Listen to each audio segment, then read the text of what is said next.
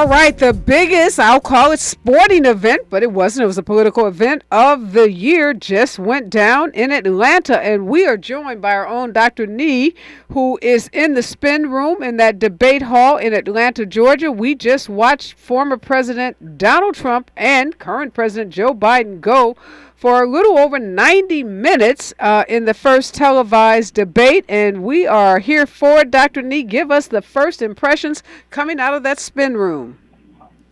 Well, the spin room is populating right now as we speak. Dr. Nee Corte on the line. Dr. Nee, Yep. are you with us? Yep, I'm here. Can you hear me? I am here. All right, give us that first impression coming out of the spin room. Lots to discuss, but what's the energy like down there? Sure. So the spin room is populating right now. I think I saw that former Speaker Kevin McCarthy might be here. He might be preparing to come out and speak to reporters. A number of folks are standing by and getting in position. I think throughout the debate, I think there were a number of cringy moments watching the current president and the former president. At times, it looked like an old episode of Grumpy Old Men. And part of it might have been because of the audio. It seemed a little challenging to hear them, particularly President Biden at times. I think on the substance, I think President Biden, clearly had a lot to say. I think sometimes his stutter getting in the way, but had a lot to say and had a lot of points to make substantively. But I think in terms of style and performance, I think former President Trump spoke with a bit more authority, although it underscored the need for a fact checker. Oh my God! I think there were so many half truths and lies that were said in real time that we really were at a disadvantage with the format of this debate in terms of CNN not being able to fact check them in real time. I think a lot of folks will talk about the format of this debate and what worked and what didn't work. At times, to me, it felt like we were watching the debate on fast forward because at times the candidates were rushing through the answers, and other times they'd rush through them so fast that they had, tens of seconds left in terms of response time. And there were a number of moments where we saw the current president get angry. There was a swipe that the former president took at veterans, and President Biden clearly took that personally, turning to him and at one point, referring to Trump as not as a cheat, but referring to him as a felon. Of course, Trump fired back and, talked about Hunter as a felon. I think that was expected. But I think Democrats are going to bed tonight knowing that there's going to be a lot of extra work to put in because the president just did not come off as strong as folks would have hoped stylistically, though substantively he seemed to be firing at all cylinders. The phones are lighting up. Let's go to Howard in Indianapolis. Howard, you watched those debates. You heard what our political correspondent, Dr. Nee, had to say. What was your reaction to the debate? Hi, Areva. Hi, Dr. Nee. I'm going to respectfully disagree with Dr. Nee because my analysis is the lunacy, the felon Trump lunacy, wasn't talking about Jack. All he was talking about was horrible, terrible people coming over machine gun. And then he's going to say, and I don't know if everybody caught this, but he said that he talked to Putin about the war and with Zelensky. So I'm trying to figure out what he was trying to say, and it seems like he didn't do no preparation for it at all because the only words I heard were terrible, horrible, worse, this and that. And then is this dude crazy or something? I mean, he is a lunatic. He is a lunatic. Oh, the Charlottesville story was made up. Are you serious? When we all heard you say there were black people on both sides? Oh, man. I hope there's not another debate. I can guarantee you, if President Joe Biden was not on that stage, my TV would have been off. Yep, thank you. I can't. I agree with you, Howard. I started trying to write down how many worse, bad, horrible comments he made because I'm sitting here in beautiful Los Angeles, California thinking, what country is he talking about? But thank you for your comment, Howard. Thank you for being a faithful listener.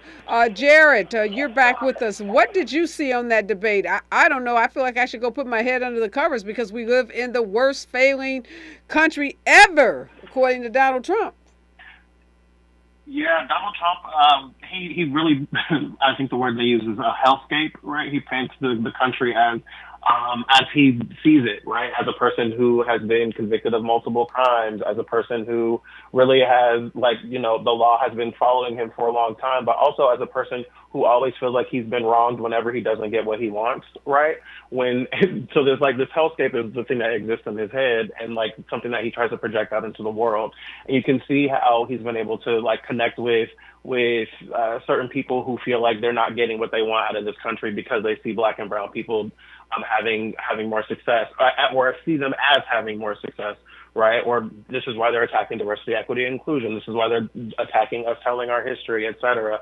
I think what's also interesting, though, with Trump's performance tonight, I believe Trump is actually spewing out new narratives on certain things that I've never heard before. I don't want to say that they're completely new because I know he's out on the campaign trail, but he's also putting out things into the world that I've never heard him say before. The way that he's positioned January 6th was interesting to me, thinking about this being something where, this was a Nancy Pelosi crime, that she's admitted that she did this and she...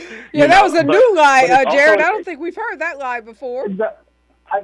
Yeah, I've not heard that before, but it is also interesting because I want to remind you that they also say that January 6th was a tourist event, right? That it was just an easygoing day at the Capitol. So was it something bad or was it something good before we decide who was responsible for it? But they've kind of gone back and forth on these kinds of narratives, and he's done that with multiple things today. And then I think the moment that I hit on pop culture was the taking black jobs piece. I was like, Now, what does that mean? Now, what are we talking about when we hear Donald Trump talking about how immigrants are coming over and taking black jobs and Hispanic jobs? I was like, I don't really know what that means. And then looking on Twitter, I was seeing that a lot of people were looking at, now, what the black jobs look like, and now how are we going to do that? So I think there's so many different interesting elements. Jared, what I love that about that is Donald Trump doesn't know how to talk about black people. So what are black jobs exactly?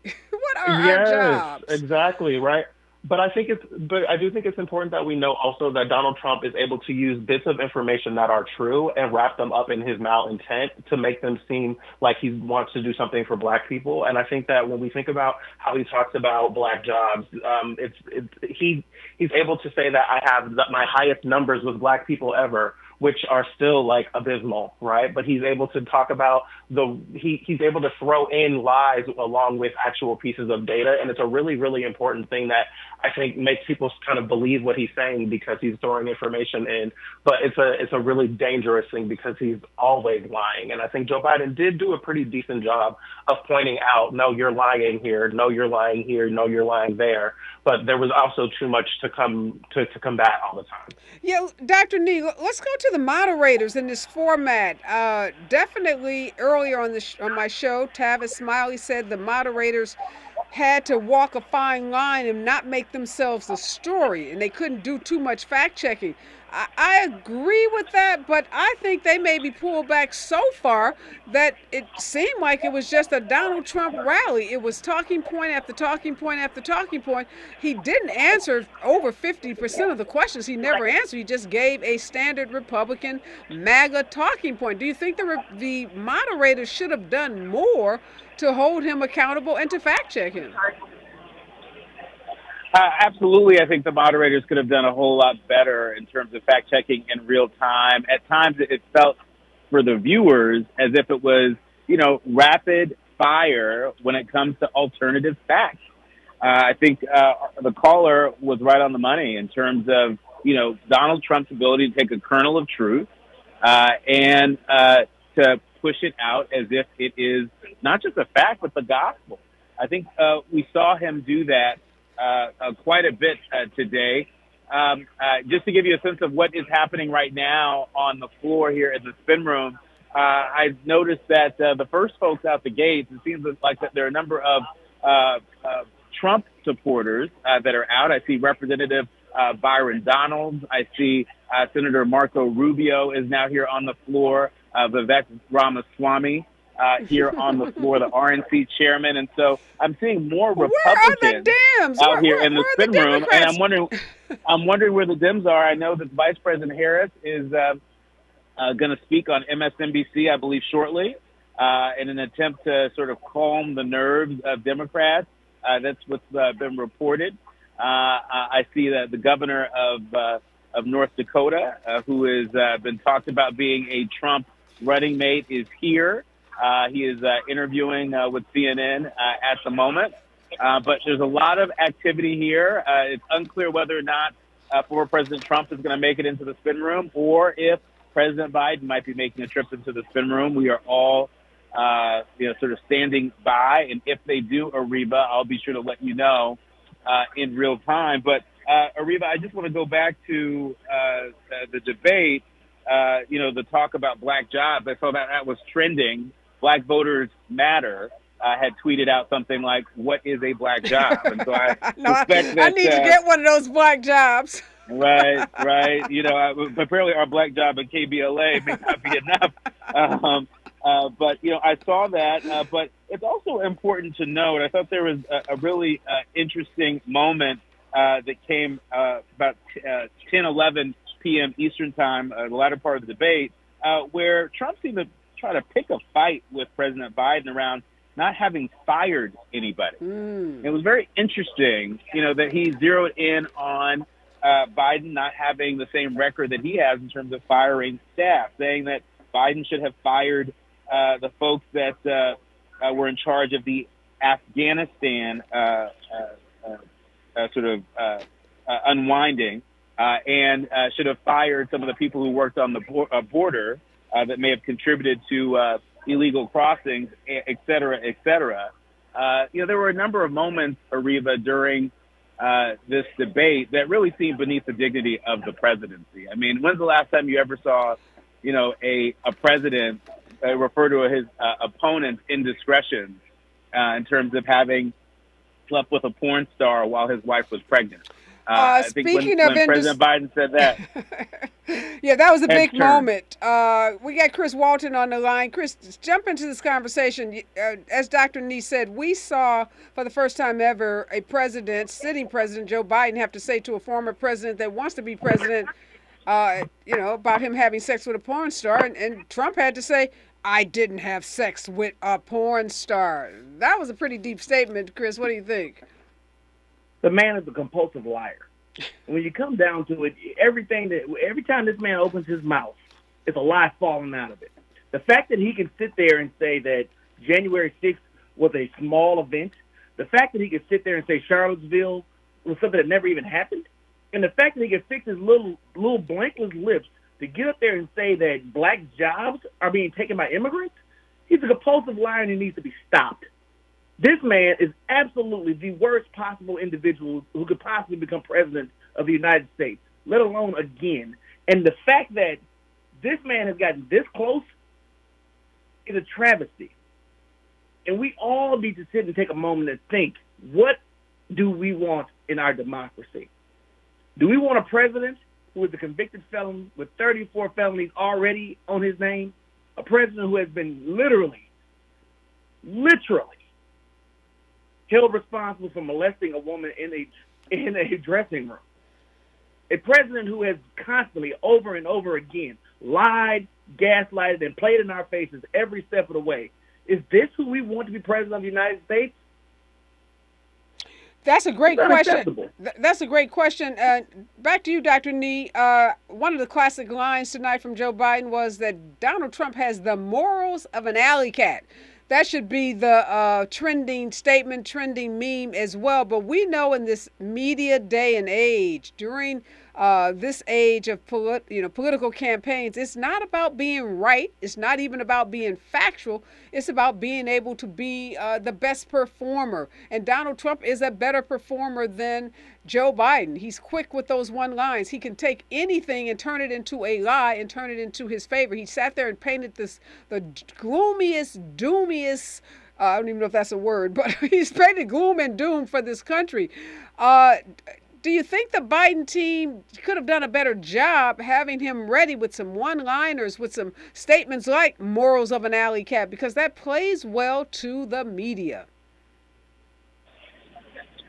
Areva, I think President Biden might have been even over-prepared. And I've seen this in my classrooms with my students over the years, folks who, study hard and do their work and cram and know the content, but in terms of the delivery, it misfires from time to time. I don't think that is any sign of any sort of cognitive disability. We know that the president has a stutter, and so I think the stutter combined with the format, and him perhaps being over-prepared. I think at times, the president delivered information, but it was a little choppy. But it was still substantive. And the president was doing his best, it seemed, to attempt to fact-check what he could in real time. But it looked like alternative facts at high speed from out the gate. And I think Steve Bannon refers to that as flooding the zone. And I think we saw a lot of that. And, look, I think the president got some licks in, and so did President Trump. It's going to be interesting to see in the coming days whether or not this debate affects the fundamentals in this race. But make no mistake about it, this is going to be a knocked-out, drag-out election. And I don't think there are any clear winners coming out of today. Yeah, we are going to be on the air for another hour. We are going to continue our post-debate coverage right here on KBLA Talk 1580. We're taking your calls at 800-920-1580. We will be on the air for another hour because there's a lot to talk about. So much coming out of this debate, from statements like the morals of an alley cat, statements about abortions happening for full-term pregnancies, open borders, and so many other just lies literally told by Donald Trump. The headlines coming out of the debate are Biden struggles as Trump delivers misleading attacks. I think everyone can agree that Biden had a shaky night. He got better as the debate went on, but he definitely started out pretty shaky. The debate got personal. Donald Trump went there on Hunter Biden. I was hoping that Joe Biden would retort, Hunter Biden is not on the ticket. Yes, he did get convicted, but he's not running to be the president. You will be the first, Donald Trump, ever president to sit in our White House with 34 felony convictions and facing many, many more. I think I agree with you, Dr. Nee. Joe Biden was probably over-prepared, so over-prepared he could not be himself. We've seen a feistier, we've seen a more aggressive, we've seen a more assertive, we've seen a better Joe Biden that's better able to deliver his message. Tonight he was stiff. He seemed lost at times. I've just got to call it like it is. He's my guy. He's my candidate. I'm going to vote for him. I'm going to ride for him. I'm going to ride for this party every day of the week. But we cannot deny the fact that Joe Biden started this debate pretty shaky. I hope that, like Obama, who bombed in his first debate during his reelection campaign, that this causes the party to go back, to get in that huddle, to re-strategize and come out kicking, because we can still win this election. This is just one debate. It's a moment in time. Nobody will remember it even next week. Again, this is election night. Not election night, because it's not election night, but this is debate night coverage for the most consequential election in our history. We're going to be here until 9 o'clock. You can give us a call at 800-920-1580. Thank you, Dr. Nee. Thank you, Chris. Thank you, Jared. We are going to transition into our final hour, but stay with us. One more hour, the best debate coverage in the game, right here on KBLA Talk 1580. Stay with us. We've got a lot to talk about.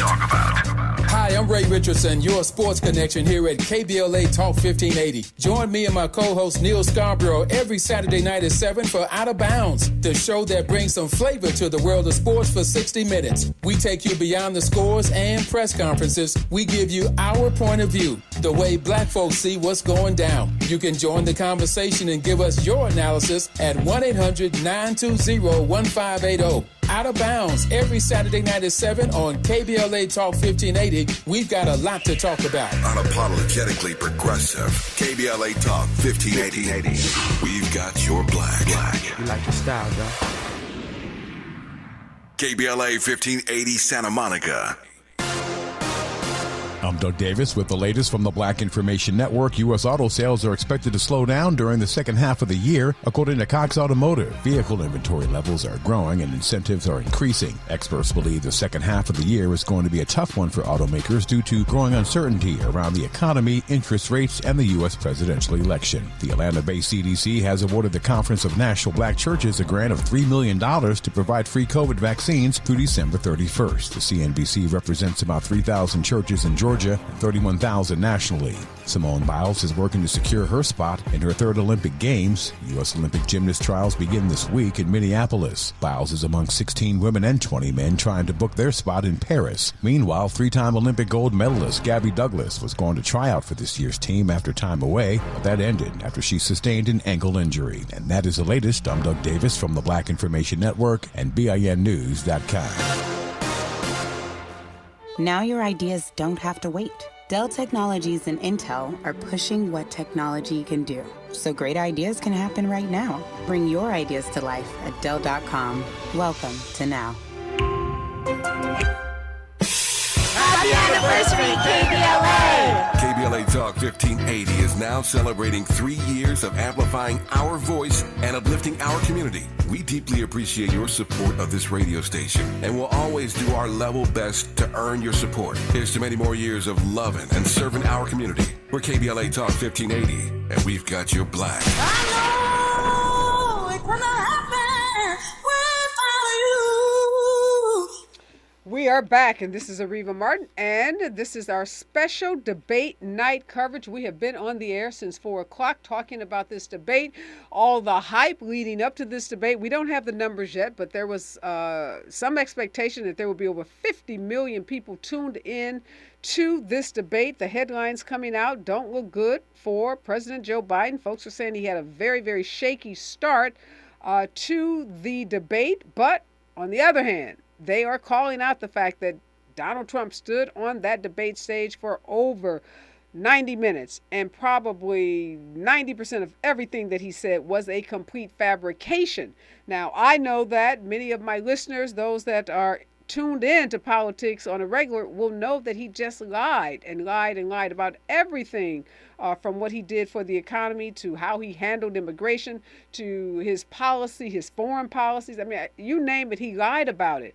But will that matter? Because at the end of the day, he did look as old white men can look. He looked more he looked more capable, more up for the job from a physical standpoint. I'm joined in this hour. We'll be on the air for an hour, taking your calls at 1-800-920-1580, giving you our expert analysis and our post-debate coverage. Again, this is Areva Martin. This is KBLA, and this is an extended version of Areva Martin in real time. So, this is the show where we go there. We bring you the facts, but we also give you my unfiltered opinions and lots of expert analysis. And joining us for some of that expert analysis is Adrienne Shropshire. I hope I'm pronouncing that correctly. She has a new show that's going to be starting on KBLA on this Friday. That's all things politics. Welcome to the show, Adrienne. You just watched that. I don't know if we should call it a debate for Donald Trump. It seemed like it was simply another campaign rally because he just reiterated his regular MAGA talking points without answering directly many of the questions that were posed to him. What's your take on the debate? I think my take is the same as yours. I think, my question during the debate was, what is the point of the moderators? There are these new rules, right, that were put in place. It was, surprising to watch, them let him go over. I thought we were cutting mics at some point. I thought, well, then cut the mic. But the reality is that it was a rally for him, right? He said and did engaged in the same way that he does as at his rallies, a stream of lies that didn't get checked. Like the moderators are journalists. They do have facts. Certainly they have them before them that they could have used to fact check him, and they simply chose not to. And that is, in some ways just malpractice. And we saw that in the last presidential election. We saw it in 2016. And if our journalists can't sort of get it together to actually provide information to the American people and to American voters that helps them make a decision that's not based on lies and propaganda, then what is the point here? Yeah, I just got an email. I get these weird emails from the Donald Trump team that says, I'm kicking Biden's butt.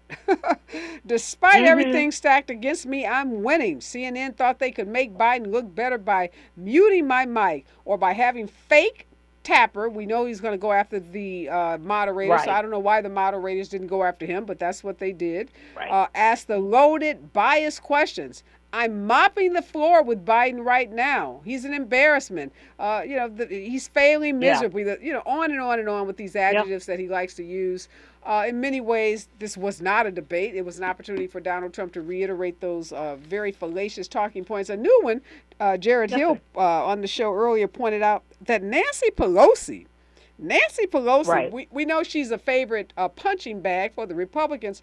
So tonight, it wasn't the insurrectionists. It wasn't those thugs and those criminals that stormed the Capitol. It was Nancy's fault. Nancy had advance notice, he said, of what was going to happen. She could tell that they were going to do it. And he had gotten letters. He has receipts, he says, of him trying to get the local authorities to call in the National Guard. But it was Nancy. It was Nancy's.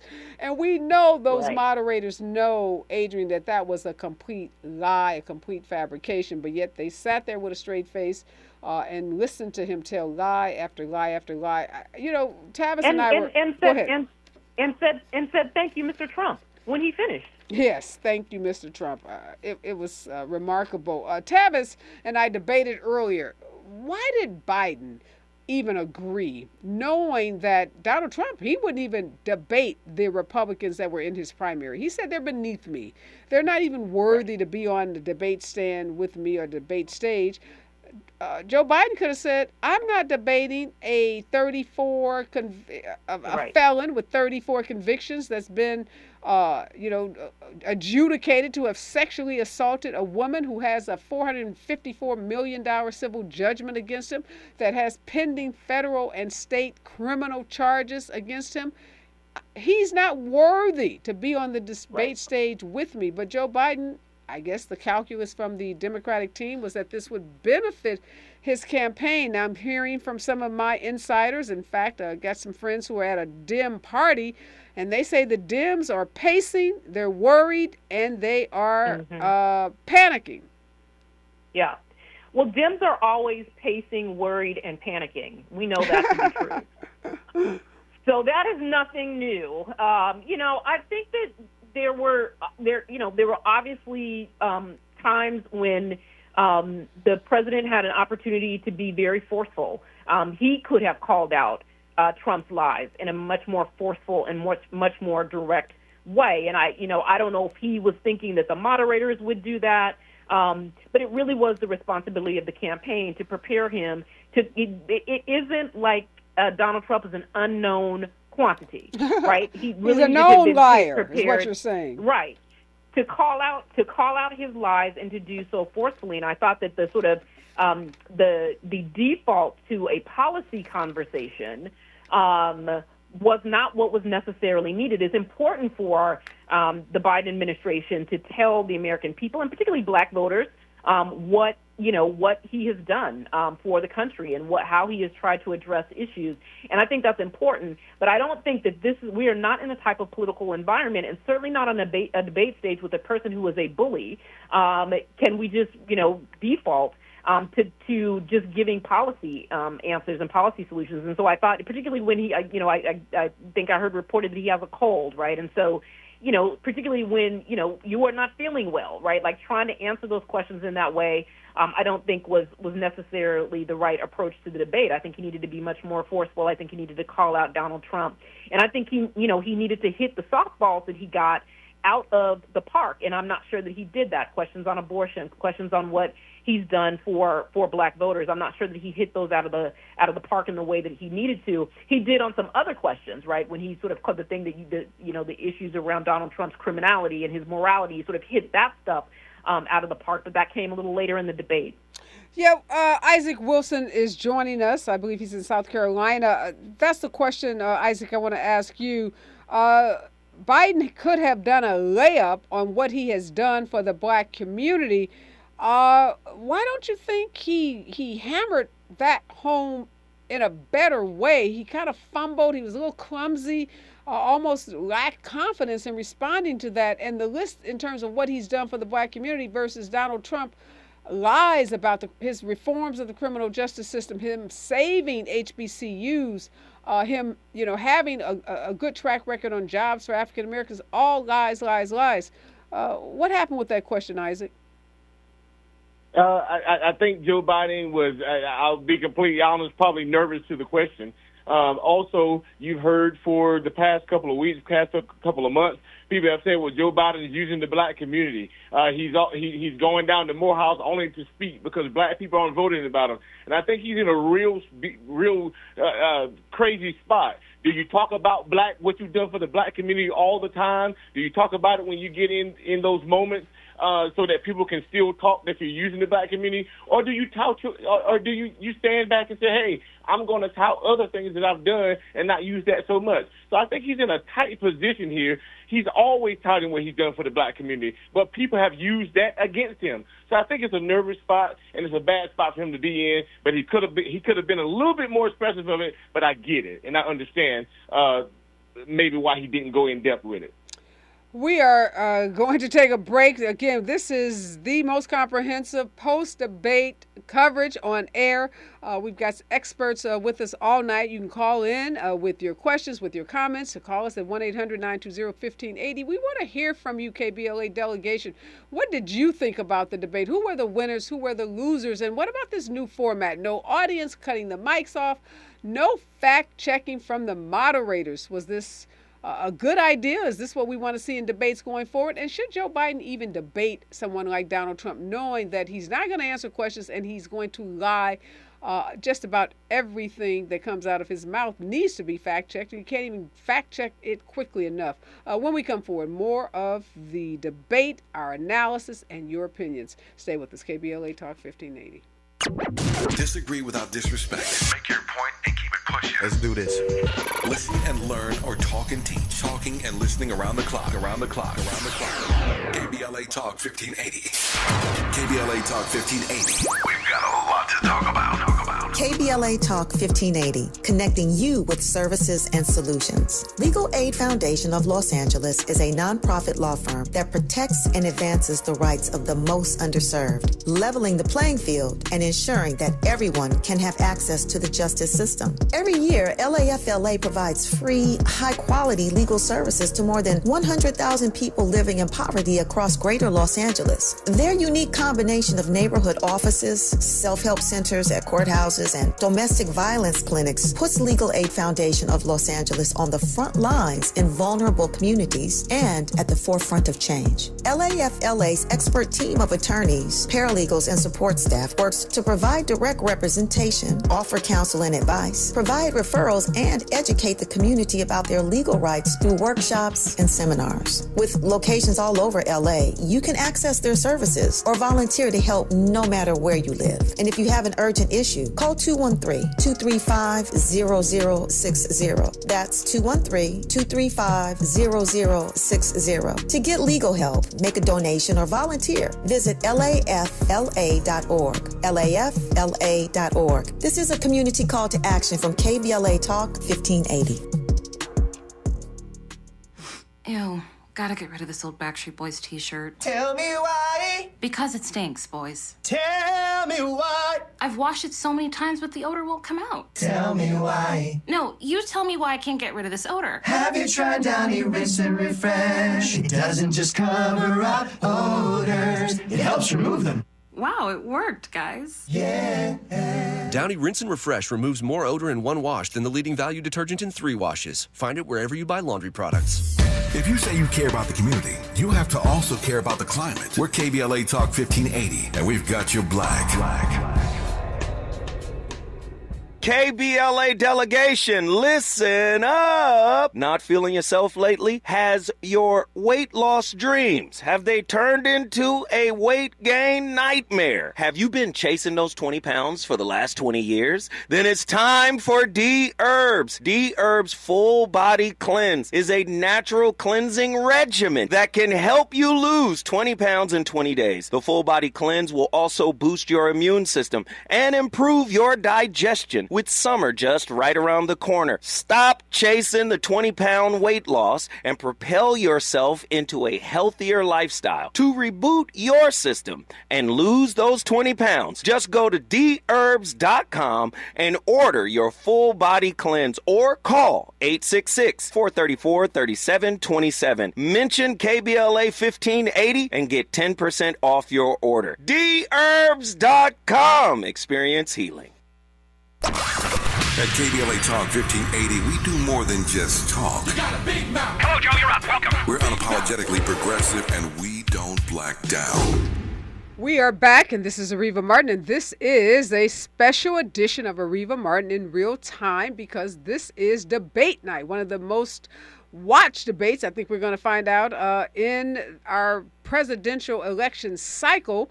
And we've been covering it since 4 p.m. PST. I want to thank all of our listeners and our viewers who have been hanging with us. Thank you. We are going to be on the air until 9 o'clock. We are taking your questions at 1-800-920-1580. And we are also online on YouTube, and our YouTube chat is blowing up. You all know Areva Martin in Real Time is usually streamed live as well as on terrestrial radio. So I appreciate all of my viewers on YouTube who are weighing in on the debate. Also, thank you for all of our callers and all of our experts who've been with us since 4 o'clock. We've had some of the best in the business, and we've been giving you expert analysis since 4 o'clock on these debates. Adrienne Shropshire is here. She has a new show starting on this network on Friday. She's going to be covering all things black politics, the debate, the election, and everything that we need to know to be ready for this November election. Thank you, Adrienne. Isaac Wilson is back. He has been joining us. I want to read some of the comments, though, from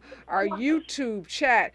Someone said, they didn't watch Pretty Brown. Mimi said, I didn't watch the debate. Did y'all? She wanted to know what we thought, but she says she's voting for Biden and Harris. And then Charles Green says, I've been trying to find a black job. Charles, I'm with you. I think we all, Isaac and Adrienne, are going to be trying to find a black job. So, Isaac, you made a point about Joe Biden being accused of pandering to black voters and maybe being a little hesitant about speaking out. I don't think that's the way the president should think about it. If anybody's pandering to black voters, it's Byron Donalds, I think his name is, Wesley Hunt, those Republican congressmen who were in Atlanta trying to convince black voters that somehow Trump is their candidate. Byron Donalds saying, just unequivocally, he does not support reparations. Wesley Hunt making excuses for voting to put a statue up that has a depiction of a mammy. Joe Biden doesn't have any issues with black voters. It's Donald Trump, Adrienne, that talks about black jobs, that's trying to scare African Americans, making them think that immigrants are taking whatever these black jobs are, which, again, just a racist trope, because Donald Trump doesn't know how to talk about us, because he doesn't understand the black community, because he abhors the black community, because he has disdain for black people. So we just got to call it the way it is. Do you have one of those black jobs, Adrienne? I guess it's a long way of me asking you that. Well, I do work for an organization called Black Pack, so I might, but I don't think that that's what he was talking about, right? I mean, he really did sort of run down like the divide and conquer greatest hits, right? Talking about immigrants, talking about his sort of dystopian, violent dreams or whatever it is that he has about immigrants in relationship to black folks, and this idea of, again, and the idea of black jobs, like there are specific jobs that black people have, and that's all that we do.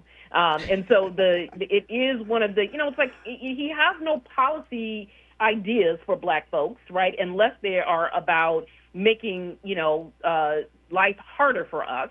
But he's always got a gimmick, right? He's always got a gimmick policy, or he's got, a gimmicky idea about black jobs being taken. And so it's really offensive, right? I think in every opportunity he has taken to pretend that he actually is trying to court the black vote, he does it in a way that is so deeply based in stereotypes, right? So deeply offensive to who we are as a people, and doesn't seem to care. And I don't care if he cares or not, but the black folks that he has running around with him ought to have some iota of concern for our community.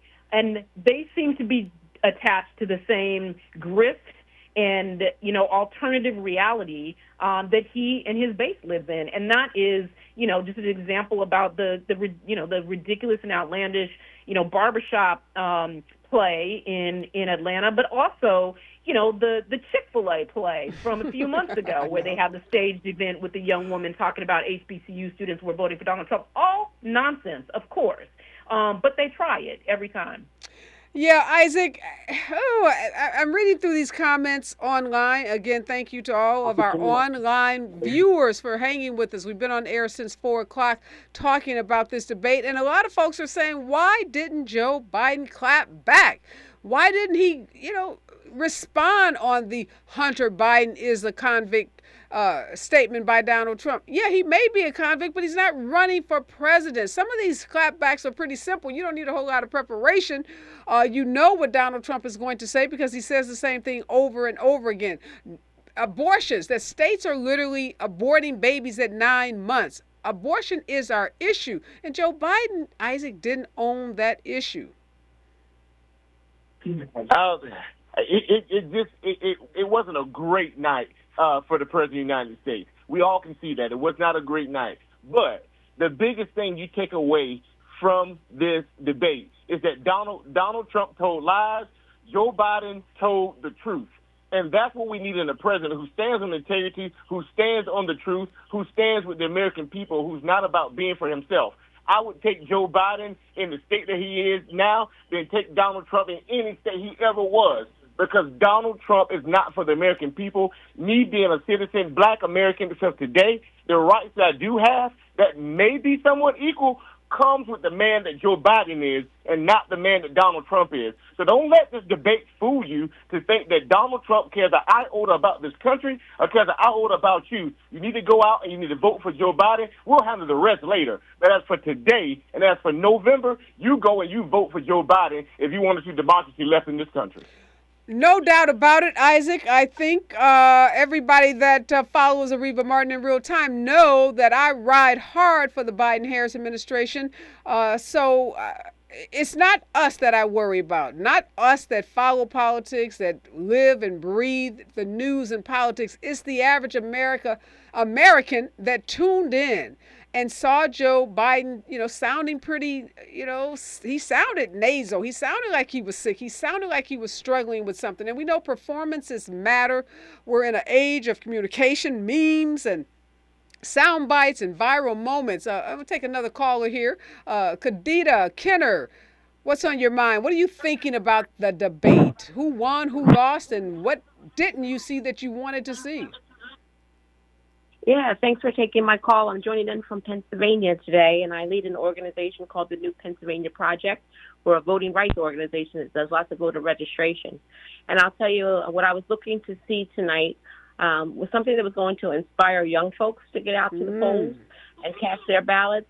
I'm not sure if I really got to see all that. And I'll say, admittedly, I have a trigger issue with watching live. And so I can't say that I continued to watch the entire debate because I had a limit on how much lying I was willing to listen to this evening.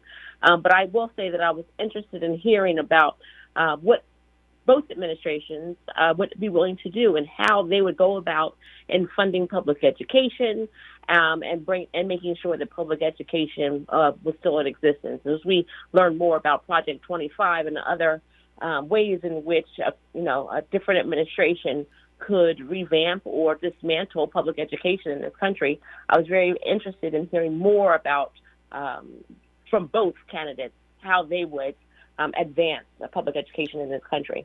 Great point, Ms. Kenner, about young folks. We know that young people might be the deciding vote, Adrian, in this election, and neither of the candidates really talked about the issues that I think they care about. Joe Biden, did we hear him talk about the billions of dollars in student loan debt that he has forgiven for college students? I might have missed it. I did go to the restroom, Adrian. But did we hear the president talk about loan forgiveness? I did not, and I will say that I also was not hanging on every single word because I agree with the caller. I too had there's a tolerance level about how much lying you're willing to hear, especially when you know you're being lied to. But I didn't hear that, and I think that there is my son was here watching with me. He was on in a group chat with his friends who are students, and I think that there's I don't think that there was a lot that was said for young people. But the interesting thing, I think, and this is a point that I feel like is important, and particularly about when we talk about the kind of hand-wringing that's happening right now in Democratic circles all over the country. I'm not sure that the debate itself actually changed people's fundamental perception of the campaign. The media has been telling people for however long that Joe Biden is old, right? Right. And so right, like that's baked into the equation. That didn't change the dynamic. Yeah, and in fact, he is, right? He says he is. So I'm not sure that actually changed the dynamic. People know that Trump is a liar, right? And so he proved that again tonight, right? And so I'm not sure that the debate itself, I know people are nervous. I'm not sure that it changed the fundamentals of how people understand what is at stake, right? And so that is an important piece, hopefully, that people hit on as we go into tomorrow and forward toward the convention season. But we saw what the media has been telling us, right? And I'm not sure that somehow alters what people are thinking they're going to do or not do because there's so much at stake, right? Even if the issues weren't hit on in the way that we might have wanted them to be hit on, the fact of the matter is we know that abortion hangs in the, reproductive rights hang in the balance. We know that voting rights hang in the balance. We know that democracy hangs in the balance. So we know what is at stake. And I think that it's important that the surrogates that are out there talking right now and spinning, that they remind people what is at stake. No, that's our job. That is our job. Exactly. You're right. That is the job of all of us that have a platform. Our phone lines are lighting up. Folks have a lot to say about this debate. Leroy in Inglewood, what's on your mind? What are you thinking about the debate? Did you hear anything that may move you in one direction or the other? Yes, greetings. Can you hear me clearly? Yes. Thank you, Leroy. Yes. First of all, you are very beautiful. Oh, thank you. Because it's been a long day. and twice as smart. But one thing I got is that we can see why Cornel West cannot be allowed anywhere near any debate stage, right? One thing that became very clear. Another one is that it's good to see that some black people have chosen the Republican Party, whether for the right reason or wrong reason, because it forced our issues to be at least attended to or raised to some minimal degree by both candidates in this so-called debate. Another one, it seemed like to me that Biden aged on stage. Oh, Leroy, cut the brother some slack. Like if this was a Saturday Night Live skit, every time you show Biden's face, he gonna get older. He gonna start off how he look and end up with a Santa Claus beard and and a James Brown cape and a cane. Oh, Okay, Leroy, Leroy. I mean, hold that thought, Leroy. Hold that thought. Okay, we got to just sit with that for a moment. Angelique, jump in here. Angelique, our own Angelique Francis, she hosts a show right here on KBLA called Living in the Sweet Spot. She's in San Fernando Valley. She's been watching the debates. Angelique, oh, my goodness. What's on your mind? No, we only did got a not. minute, but I'm going to let you talk for a minute, then we're going to come back to you on the other side of this break. But I want to get you in this conversation. But no, Leroy did not say my man aged on stage like a Saturday Night Live skit. Wow, Leroy. I don't know what to say about that, but I feel him because I was holding my breath the whole time. I was talking to some other people in Atlanta that were right there at the debate the whole time, talking to you, Areva. I was holding my breath. I got to tell you, it was tough. It was tough. But you know what? Somebody said, who won, who lost? I think America lost tonight because it was tough. It was tough. If this is the best we got, we're in trouble. We're in trouble, America. We're in trouble. That's what I got to say. Great point. Thank you for calling in, Angelique and Leroy. We all going to keep laughing at your comment. We're going to be watching Saturday Night Live because you just gave them the best idea possible for a skit that I know they will be doing on Saturday. We got a lot more to talk about with regards to these debates. Stay with us right here on KBLA Talk 1580. A safe place to go loud. A great place for progressive politics. KBLA Talk 1580. I'm Doug Davis with the latest from the Black Information Network. U.S. auto sales are expected to slow down during the second half of the year. According to Cox Automotive, vehicle inventory levels are growing and incentives are increasing. Experts believe the second half of the year is going to be a tough one for automakers due to growing uncertainty around the economy, interest rates, and the U.S. presidential election. The Atlanta-based CDC has awarded the Conference of National Black Churches a grant of $3 million to provide free COVID vaccines through December 31st. The CNBC represents about 3,000 churches in Georgia and 31,000 nationally. Simone Biles is working to secure her spot in her third Olympic Games. U.S. Olympic gymnast trials begin this week in Minneapolis. Biles is among 16 women and 20 men trying to book their spot in Paris. Meanwhile, three-time Olympic gold medalist Gabby Douglas was going to try out for this year's team after time away, but that ended after she sustained an ankle injury. And that is the latest. I'm Doug Davis from the Black Information Network and BINnews.com. Don't miss the cool summer pass at the Palm Springs Aerial Tramway. $85 for adults, $45 for kids 3 through 10, with unlimited admission from May 1st through August 31st. Plus 10% off select dining and free parking. Beat the heat with the Palm Springs Aerial Tramway. Details at pstramway.com. We must understand the politics of our community, and we must know what part politics play in our lives. Questions about black voters, their disengagement, lack of information, and support or lack thereof for Democratic candidates have once again taken center stage as Democrats, Republicans, and independent candidates compete for this critical voting bloc. Will black voters abandon Democrats in this election, move historic numbers of votes toward the Republican nominee, or will they continue a decades-long trend of overperforming for Democratic candidates up and down the ballot? The stakes have never been higher for Black America. Tune in to KBLA's new show, The Black Pack, hosted by veteran political strategist Adrian Shropshire, every Friday from 4 to 6 p.m. for a breakdown of the issues, rhetoric, polling, and more this election year. It's The Black Pack with Adrian Shropshire, Fridays from 4 to 6 p.m. exclusively on KBLA Talk 1580. To help combat climate change, LADWP is helping neighborhoods have better access to electric vehicles by awarding nearly $130 million in EV rebates to customers just like you. From big savings on used EVs to building new charging plazas, LADWP is charging ahead to help all Angelinos experience the benefits of EVs. Get rebates of up to $4,000 for a used EV and $1,750 for a charger. Learn more at ladwp.com/EV. That's ladwp.com/EV. Did you know addiction to drugs like meth or cocaine is a disease and not a choice? But getting help is. If you have stimulant use disorder, you, your family, and friends may have a lot of questions, including where to start. Choose Change California can help. Make a change today and find a proven treatment option for you at choosechangeca.org. Hey, LA residents, it's planting season and the perfect time to get shade trees growing around your home. LADWP and City Plants are giving every resident up to 7 free trees. That's right, 7 free trees delivered right to your door. Trees are great for the environment, help improve air quality, and can help you save on your bill when you use less air conditioning to stay cool indoors. Learn more at ladwp.com/free trees. That's ladwp.com/free trees. Eggs are a staple in our diets, and there's only one egg with more delicious farm fresh taste plus superior nutrition. Eggland's Best. With more vitamins, including 6 times more vitamin D and 10 times more vitamin E, plus 25% less saturated fat than ordinary eggs. Available in so many delicious varieties: classic, cage-free, and organic.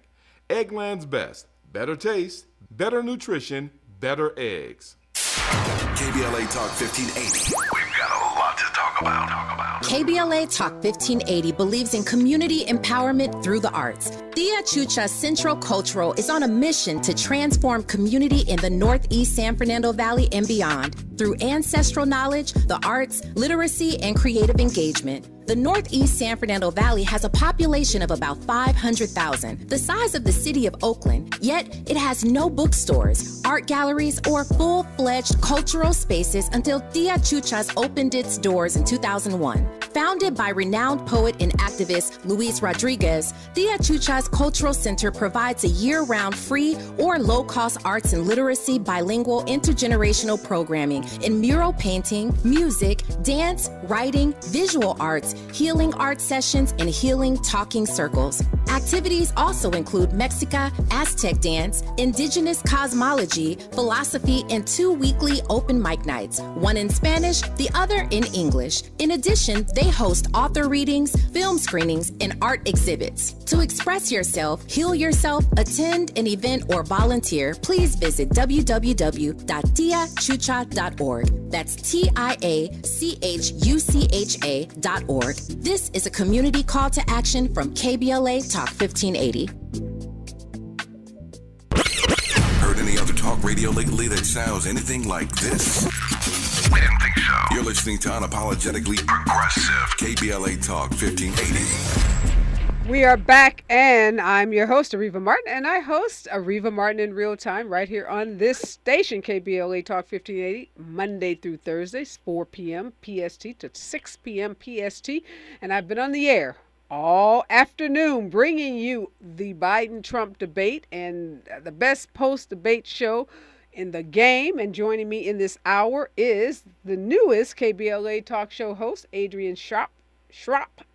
I'm going to keep saying that, Shropshire. It's a tongue twister. Adrian will be on the air on Friday. She starts her new show on Friday, 4 p.m. She's going to be talking all things politics, all things black voters. Can't wait for that show because we need a whole lot of education to get folks to the polls. Again, I want to thank all of the experts who've been helping me hold it down for the last couple of hours. All of our callers, all of our viewers on our YouTube page. You guys have been blowing up our comment section. We appreciate all your comments. We appreciate our callers. Angelique Francis, our own KBLA host right here on Saturdays, living in the sweet spot, joined us just before we went to break. We were laughing at the comment from Leroy from Inglewood that Biden aged on the stage. Still laughing at that one. But Mimi's calling from Jacksonville, Florida. Mimi, what's on your mind? What are you thinking about this debate? Some folks are calling it a disaster for Joe Biden. Others are pointing to Donald Trump's just incessant lie after lie after lie after lie. Hi, Areva. Thanks for taking my call. I really appreciate it. Thank you, Mimi. I just want to say I really debated on whether I was going to watch a debate, and I decided I wasn't because it is exactly what I thought it was going to be, and I'm voting for Biden. But I keep hearing you and Roland Martin, all the experts say that it's time for Biden to punch Trump in the mouth, figuratively. You know, it's time to hit the bully in the mouth. When is he actually going to do that? Well, let me give you a different perspective, Mimi. Our very, very I'll say illustrious Vice President, my good friend Kamala Harris, is on CNN as we speak, and she's hitting Trump in the mouth by running down the list of accomplishments of this administration. Let's face it, Joe Biden, Angelique, is not a performer. He's not a reality star. He is not an actor, but he is a doer. He is a policymaker. He's expert at what he does, which is governing this country, and he has the receipts to show it. Now, true enough, he did not perform in a way that the media has come to expect from people in his position. But you cannot deny, from black female judges to billions of dollars in loan forgiveness to $16 billion announcement just yesterday for historically black colleges, Biden and Harris have the receipts. So I say, Angelique, he's already punching Trump in the mouth. No, I could not agree with you more, but what was missing tonight, and the moderators did not help, because I really wasn't a big fan of the moderation tonight, to be honest. A little bit of fact-checking in, a little bit of challenge would have been great. But what was missing for Biden, because I think he's best when he has a chance to tell a story, right? Because then that connects him with humanity. And what was missing tonight was a touch of humanity. Yep. And that's when Biden is best. So, then he's not stuttering. Biden is best when he's angry and when he's telling humanity stories. Yep. Definitely, right? that's so true. Every time he got a little angry, he got a little scrappy, and then he was ready to pounce, and he got clarity, right? But the other time he's best is when he's talking about a story. And he could have talked about giving loans and forgiveness loans, but it was good that they gave him point 1, 2, and 3 because it kept him on task. It got a little monotonous at one point, but that's okay because then he didn't ramble. And they gave him 1, 2, 3, and like Nee said, he was a little overprepared, but I would rather him be over-prepared than under-prepared. And Angelique raises a good point. Everybody performs best in certain, people perform based on the platform that they are given. Put me in front of a TV, ask me a question, give me 30 seconds, I can give you the best sound bite ever. That's Donald Trump, too, in some ways. That is not Joe Biden. Joe Biden needs that time to develop that story. This format, 2 minutes, cut the mic off. He was still talking, Adrian, on several of the questions, even after the mic had been cut. Because of his stutter, he needs a little bit more time to work into that story. And he didn't have that time. Yeah. I think that's right. And he definitely, this may not be his best format, right, for presenting what he has to say to the American people. And I think that there is, again, like there's, more sort of confirmation that he had a cold, right? Like, so no one is performing at their best when they have a cold. I don't think that's an excuse, right? But I think that there was, again, I agree in some ways with Mimi that there is, sometimes it's important to make that case, right? And he needs to make the case to the American people. He needs to make the case to voters about what he's done and what he plans to do. But he also needs to punch Donald Trump in the mouth. And, we hear all the time when we're doing focus groups around the country with black voters, we hear voters say all the time in the groups, he needs to brag. He needs to brag a lot about what he's doing. He needs to run his mouth about what he's done. He needs to do what Donald Trump would do if he were standing on a stage. Donald Trump stood on the stage tonight and bragged about things he ain't never done. Oh, my God. He's the best at that. He makes stuff up, Adrian.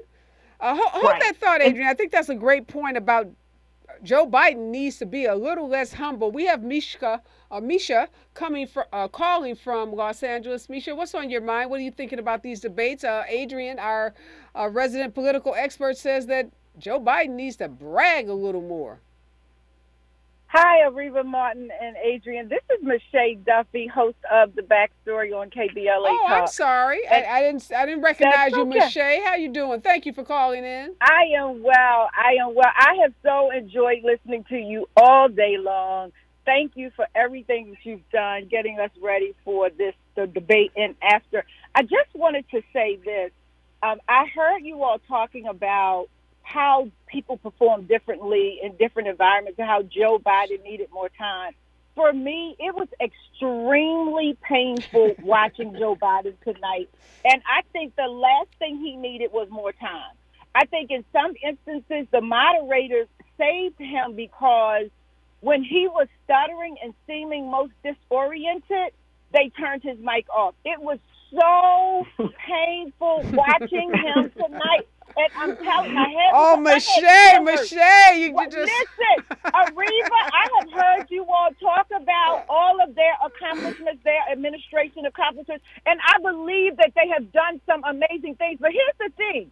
We are voting for Biden, right? And so, like, Newsom was just on MSNBC saying that he's standing behind Biden. I get it. He said that we need to all get out here and roll up our sleeves and do our job. And I'm going to, I promise you. But what I also understand is people are voting for Biden, and Biden did not give us a lot of reasons to vote for him tonight. He did not. But Michelle, I hear you, and you're right. But let me add to this. We're not just voting for a person. Exactly. We're voting for a team, an administration. Kamala Harris is on CNN kicking butt, and we're voting for Kamala Harris. We're voting for... We needed her to kick butt on stage, though, today. I promise you, we needed her. Oh, my God. Well, you know, black woman, we're going to save the day, right? We're going to save the day. We always going to save the day. I wish he could have, like, phoned in and you know how you can phone a call? I wish he could have phoned her in because we like, call a friend. I know she would have call a friend. Yeah, to call a friend, right? Because Trump lied with so much poise. He lied. I mean, he lied so awfully, but he did it with so much poise. God darn it! Every time Biden opened his mouth, I was just holding my head because I just was like, "This is not real." And I agree with our colleague that America lost tonight. We did, because it makes you feel like our country is in trouble. And again, I know that the Biden-Harris administration has done some amazing things. It just did not come across tonight, y'all. And we got to pray, and we have to hope that this did not turn too many people off. I don't agree with the person, I don't remember who said it, that they don't think this is going to change people's minds. I do think this debate and how Biden showed up is going to change some people's minds, but I hope their minds can be changed back. So that's all. Great point, Michelle. Thank you for calling in. I love your passion. And when you get out going door to door, convincing people that they are voting for a whole team of competent people that prioritize African Americans, particularly black women, more black judges on the bench ever under Joe Biden, first black female president ever under Joe Biden, $16 billion. Could you have called him and told him to say all of that tonight with more clarity? That would have been really good. That would have been helpful, Areva. You know what, Michelle? We are children of the civil rights era. We are children of civil rights icons and leaders. It is up to us. We can't ask anybody else to do our job. We got to do it ourselves. When we come forward, we got to talk about some of these headlines that say both of them, Joe Biden and Donald Trump, should be replaced. That's what some voters are saying, Michelle. They're not saying get rid of Biden only. They're saying throw both of these old white men out. Stay with us, KBLA Talk 1580. We've got a lot to talk about. The station you turn to when you've had it up to here with cultural incompetence. KBLA Talk 1580. Oh, man. Looks like Bobby needs a ride to the airport again. Grab the keys. Who's taking Auntie and her friends to the swap meet? Grab the keys. How about we drop these boxes off at Miss Johnson? Grab the keys. Whether you're giving rides or hauling gear, you're all about getting things done. So do it all in a Chevy SUV. From the versatile Equinox and sporty Blazer to the roomy Traverse, our lineup of SUVs will carry you through every adventure. All you have to do is... grab the keys? That's how we do. Head to your local Chevy dealer, where well-qualified buyers get 1.9% financing on all 2024 Malibu, Colorado, Blazer, Equinox, Trailblazer, and Traverse Limited models. Chevrolet. Together, let's drive.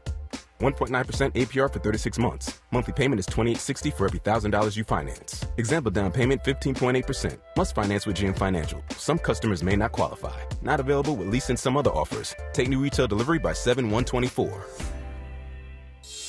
Helping to broaden your political and moral imagination with our 2024 Climate Justice Campaign. We're KBLA Talk 1580. KBLA KBLA Talk 1580. We've got a lot to talk about. KBLA reminds you that when we fight, we win, and we don't black down. LA Community Action Network, or LA CAN, was formed in 1999 when 25 residents of downtown LA came together and acknowledged the problems that existed in their community and made a commitment to do something about those problems, to stand together, organize, and become a force in the community that demands change. Civil rights and preventing the criminalization of poverty are their core projects. In addition, they take on women's rights, the human right to housing, and healthy food access. LA CAN also has projects focused on economic development, civic participation, voter engagement, and community media.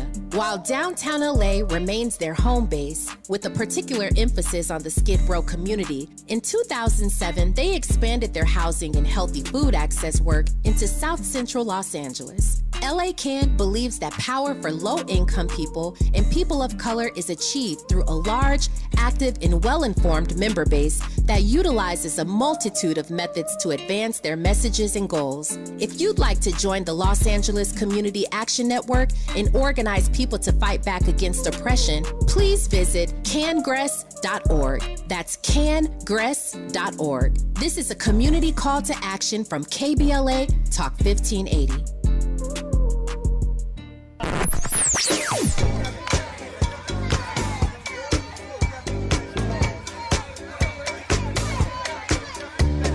This is KBLA Talk 1580. Talk radio. That's music to your ears. We're unapologetically progressive. KBLA Talk 1580. Find a righteous rage and don't be afraid to say what you see. We're KBLA Talk 1580. You have been listening to Areva Martin in real time, and no, it's not 4 o'clock, 5 o'clock, or 6 o'clock. You are correct if you're looking at your clock. It is almost 9 o'clock. That's because this is a special edition of Areva Martin in real time. It is the debate edition. We've been on the air since 4 o'clock. We've had some of the best experts in politics joining us. We've had some callers. We've had folks blowing up our YouTube comments. I love it. I love it. I love it. Keep posting those comments. And we also did a little poll, Adrian, on our YouTube page. And we asked, who won the debate, Joe Biden or Donald Trump? You'll be surprised to hear, Angelique, that 69% of our listeners and viewers said that Joe Biden won the debate despite his stuttering, despite his cold, despite whatever issues he's dealing with tonight in terms of his health. Only 31% said that Donald Trump won the debate. I'm a little surprised. I thought maybe 49-51. Angelique, are you surprised by that 69% vote for Joe Biden as the winner?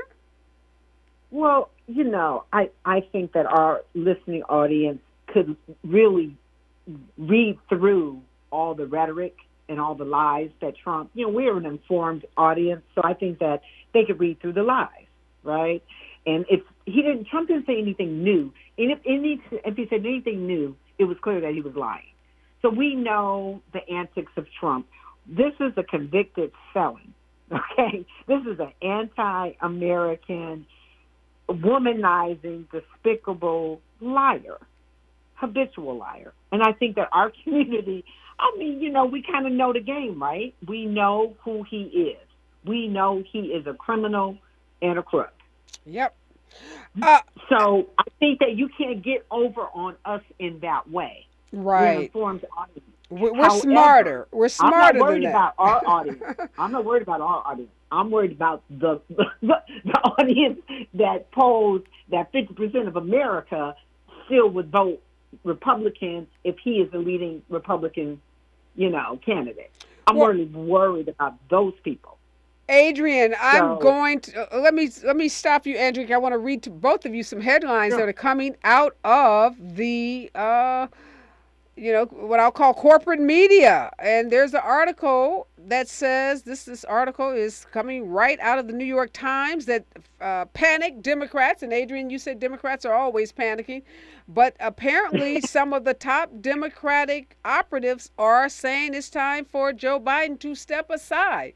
They say Biden is about to face a crescendo of calls to step aside, that they've been texting and messaging each other, and he may face calls to show up at that debate and to basically hand over his delegates to someone else. Now, people have raised this to me, Adrian, on a couple of occasions, and I've said, if we want to lose an election, if we want to guarantee a loss, try to change the person and not make it Kamala Harris, but, make it Gavin Newsom, Wes Moore, who I love to death, but you're not going to leapfrog over Kamala Harris, and I just don't think even Kamala Harris has enough time in this election, and I just think this is all fantasy. What do you think, Adrian? This is your game. It's absurd. I think, so first of all, I don't trust the New York Times and their reporting on, anonymous sources. Because I think that oftentimes some of their anonymous sources are in fact Republicans, right? And so, let me just tell you this, Adrian. This is Andrew Yang. This is Van Jones. These are folks in the New York Times article, right? And so I don't, it would be absurd and in fact suicidal, for the Democratic Party to, in the midst of a presidential campaign, less than 5 months out from Election Day, to change their nominee. That's absurd. It's not going to happen now. It's not going to happen at the convention. And those who are insistent that it do happen need to stop. Sit down and it's not shut helpful. up. It does not instill confidence in the American people. It's absurd. And Joe Biden's not going anywhere. No one's jumping over the vice president. Absolutely nobody's jumping over Kamala. But also, people don't even understand legally. Right. It's so complicated. You can't just transfer delegates. What about the money? You need $1 billion to run. Right. The money that's been poured into the Biden-Harris campaign just can't easily be transferred over to another candidate. There's no candidate that this party, we can't agree on Joe Biden, trust me, we cannot agree on Wes Moore, Gavin Newsom, Pritzker, Gretchen Whitmer, the whole list of folks who are going to be running for 28, and black women. Let me tell you, Van Jones, Andrew Yang, anybody out there talking that yang, yickety yak, whatever you want to call it, ain't nobody going to step over Kamala Harris unless you want this party to sink and be, as you said, Adrian, I love that word, suicidal. It would be the worst move ever for the Democrats. But Adrian and Areva, my sisters, okay, but what is the solution for the next 5 months? Because being on the campaign trail, it is going to be exhaustive. And this man, I'm all about Biden and Harris too, but this man did not look like he can manage another 5 months. So what I said to you, Areva, during the debate, I think I texted you, I said, he needs to talk about his amazing team, right? He needs to spin it, that it's not just me. I am here, but my amazing team is who's going to work hard and do this and do that and do this. Because this is about marketing, right? Yes. This is about marketing. You're correct. Let me answer your question, though, Andrew. This is what we do. What we have to do is do exactly what you're saying. We've got to make sure people understand that this is a binary choice. No, Joe Biden is not perfect. He's not a perfect candidate even before this debate, even before he stepped foot on that stage. There are issues that he has. But your alternative, Robert F. Kennedy is not going to be the president. Jill Stein is not going to be the president. Cornel West is not going to be the president. Third parties can't win in our election, two-party electoral process. So do you want a lying criminal that is told you what he's going to do? He is going to punish people. He is going to free white supremacists. So that's your option as you're sitting there being mad about the fact that Joe Biden is old. Age is not what we're voting on. We're voting on our democracy, and it's our job. I say it's our job. I'm not going to say it's the Democratic Party's job, because that's us. We're part of the party. We're part of America. We're a part of America. And so the question is, do we survive? And so that is what people are voting on. We are actually voting on our literal survival. And that is as a people and as a country. And so what we need to do in the next 5 months is make that choice start. Absolutely. Right. We have another caller coming in. We're almost at the end. I can't believe we're coming to an end of this show because it's been such an amazing show. My good friend Alan Orr is in Tennessee, I believe. Alan. Okay. Angelique says we got to do something and do something quick. Adrian and I say what we have to do is stay the course. What say ye, my friend? We need to stay the course. Tonight was horrible, awful. Some people need to be fired from the DNC. Anybody who was around him, anybody who advised him to debate early. It was horrible, awful. But we got to remember that we are not voting for Biden. We are voting for ourselves. So we need to make sure that we stay the course because there is no alternative for us. Great point, Alan. Alan, should he have even debated? I guess you say he shouldn't have debated this early, but do you think he should debate Donald Trump at all? The man's a convicted criminal. That's exactly right. That was number one. But number two, if he was sick tonight, he had an out, and they could have used that out. But the information just was not – he was overprepared, and you couldn't understand him. But on the simple issue for which Donald Trump will win tonight is immigration. Everything he spoke about was immigration, and why the DNC doesn't have an answer to immigration at this point is unexplainable to me. Somebody needs to be fired. There are tons of immigration people out there who can help them formulate an answer to everything that he said, but nothing was responded to by the current president. Yes, I agree. A lot of somebody's heads need to be rolling. Donald Trump said Joe Biden doesn't know how to fire anyone. This is his opportunity to show America that he can get rid of those folks that did not serve him well. This president has such a phenomenal record to run on. And Joe Biden fired him, though. Joe Biden fired him. Joe Biden should have said, I did fire someone. I fired you. Yes. That should have been his answer. There you go. There were so many one-liners like that we just didn't hear tonight. Ron Klain, Harvard Law School classmate, graduate of one of the finest institutions maybe in the world. Ron, what did you do? Bro, where were you? The president just needed to be better prepared. I said early on, if the man is sick, don't show up. You don't owe nothing to Donald Trump. Just don't come. Just say you're sick. You can't do it. He's going to talk trash about you no matter what. So I've already gotten a gazillion emails from Trump's team saying that he wiped the floor with Joe Biden, that he kicked his butt. I mean, and he was going to say that no matter what kind of performance we saw from this president. I think the takeaway from tonight is Democrats, we still can win this election. We are on the right side of history. We have the receipts. We have the team. We have the money. We just got to get out and do the work. And it is not the job of the so-called DNC party, this party that you think you're not a part of. It is all of our jobs, all of our responsibilities. We all benefit from the rights and privileges that our ancestors fought for. And so we've got to get out here and fight to make sure that the next generation, our kids, our grandkids, that they enjoy the same rights and privileges that we do. It has been a blast, KBLA delegation. Thank you for hanging with us, sister. We've been on air since 4 o'clock. All things debate. Adrian Shire will be on the air Friday at 4 o'clock with her new show. Make sure you check it out. Angelique Francis on this air on Saturdays, Living in a Sweet Spot. Make sure you check her out. Alan Orr is a regular contributor on Areva Martin in Real Time. Check him out. And Tavis Smiley's coming up next. He is going to continue this great coverage. And check me out every Monday through Thursday, 4 p.m. PST, Areva Martin in Real Time, where we keep it real, real, real. Good night, y'all. KBLA 1580 Santa Monica. I'm Mike Moore. Here's the latest from the Black Information Network. Politico is reporting that federal prosecutors in Manhattan are expected to rest their case during this, week 7 of the Bob Menendez corruption trial. New Jersey's senior senator is charged with accepting bribes from local businessmen, including cash, gold bars, and a Mercedes, in exchange for political favors. Menendez, who's been in the Senate for 2 decades, denies any wrongdoing. Serena Williams is hosting the upcoming ESPY Awards. The African-American tennis icon